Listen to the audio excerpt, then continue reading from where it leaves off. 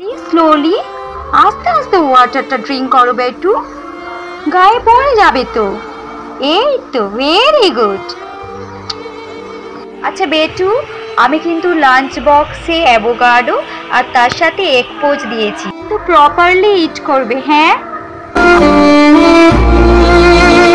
বেটু বেটু, school bus এসে গেছে, চলো চলো, যাও যাও যাও। আচ্ছা উইন্ডো কাছে বসবে না কিন্তু, আর ম্যামের কথা কিন্তু ঠিক মতো শুনবে। ওকে, টাটা, বাই, গড ব্লেস। মনা, যাও যাও যাও, তোমার স্কুল বাস এসে গেছে, যাও। আর আমি কিন্তু তোমার টিফিনে তোমার প্রিয় খাবার লুচি আলু ভাজা দিয়েছি, পুরোটা কিন্তু শেষ করবে। যাও যাও যাও যাও। আর হ্যাঁ, এর কথা কিন্তু ভালো করে মন দিয়ে শুনবে। যাও যাও যাও যাও যাও, টাটা, দুর্গা দুর্গা। বেঙ্গলি মিডিয়াম? হ্যাঁ। Tiffin, I am so sorry, লাঞ্চে লুচি খুব আনহেলদি। হ্যাঁ, কেন?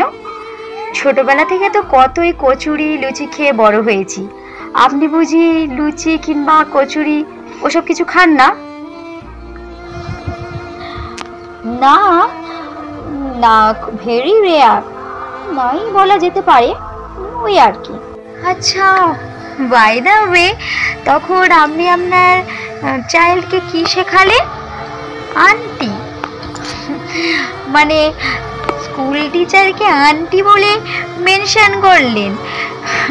না মানে আন্টি তো আমরা খুব কাছের অথবা পাশের কাকিমাকে বলি না, আর স্কুল টিচারকে আন্টি।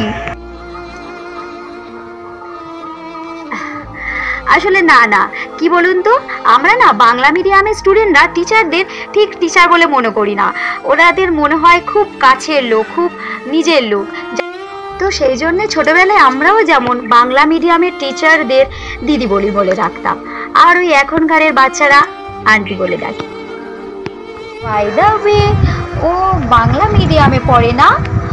ডোন্ট মাইন্ড, বাংলা মিডিয়ামে পড়লেই তো ইংলিশটা ঠিক মতো শিখতে পারবে না। হ্যাঁ, কেন? আমার মনা তো খুবই ভালো ইংলিশ বলতে পারে। Even I can also speak English. আমিও বাংলা মিডিয়ামের স্টুডেন্ট, আর আমার হাজবেন্ডও বাংলা মিডিয়ামের স্টুডেন্ট। ইভেন আমার অনেক বন্ধুরাও আছে যারা এই বাংলা মিডিয়াম স্কুল থেকে পাস আউট করে অনেক বড় বড় জায়গায় জব করছে। ও ওকে, কিন্তু আমার বেটু তো একদম বাংলা তো পড়তেই পারে না, আর ইংলিশ বাবা, ওকে কেউ হারাতে পারবে না। এটা খুব ভুল ধারণা, জানেন তো, যে ইংলিশ মিডিয়ামে পড়াশোনা করলেই তারা ভালো ইংলিশ শিখতে পারবে, আর বাংলা মিডিয়ামে পড়লে তারা ইংলিশ শিখতে পারবে না।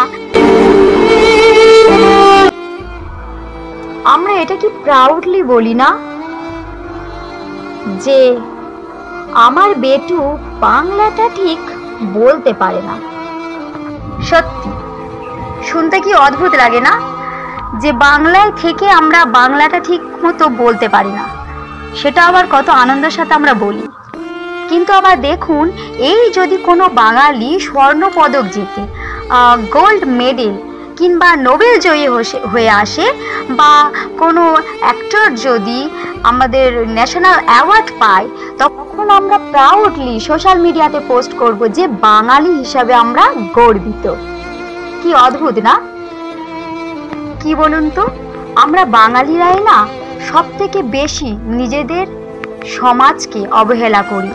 আমরা বেশি ব্যস্ত হয়ে পড়ছি অন্যদের কালচারকে তুলে ধরতে। যাকগে, আমি আসি। হ্যাঁ, খুব ভালো লাগলো আপনার সাথে কথা বলে। আর হ্যাঁ, শুভ নববর্ষ। Yeah, I am so sorry, happy Bengali new year.